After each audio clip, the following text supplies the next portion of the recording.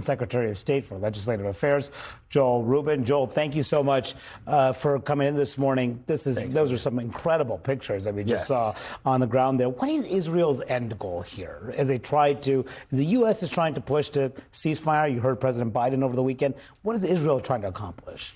Yeah, look, this was without a doubt the most stunning Israeli military success since the Six-Day War. Quite frankly, it flipped the narrative in the Middle East. And what we've seen now is Israel on the offense. But there are a lot of lessons learned from the Six-Day War, one of which is that Israel did not secure diplomatic gains immediately after it. And I think that's what the big question is what is the diplomatic strategy to complement these military successes? How is Israel going to leverage this for stability in the north, an agreement potentially with the Lebanese government to provide that stability? What's it going to do to obtain a ceasefire in Gaza to get the hostages back? That's not clear. So right now what we're seeing is essentially a military first and only strategy. And that's the big yellow light right now.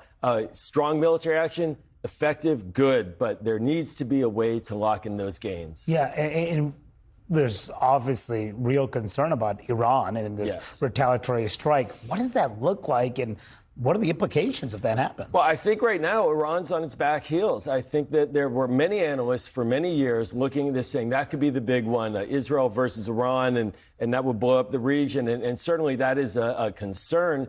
But Iran has to be taking stock right now of what the risks are to it if it were to engage militarily. Not only does it have an Israel which clearly sees freedom of action and has decimated the northern hedge that Iran placed in southern Lebanon, but Iran also has to stare down the barrel of American military power in the seas, in the Persian Gulf and in the Mediterranean, saying if you do attack Israel, we will respond on their behalf. And I think for Iran, they have to really recalibrate whether it's worth it. And just very quickly, is it possible, as some Republicans are calling for, to simply decimate, wipe out Hezbollah, don't stop till they're gone?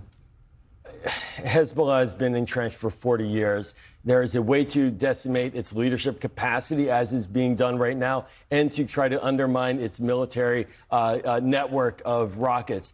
But that is a hard, fanciful idea to measure and ensure that it does so without creating a devastating situation in Lebanon, and that would be destabilizing for the entire region. Yeah, no question. So much to assess here. Thank you so much, Joel, for coming in and bringing in your expertise. We really appreciate it.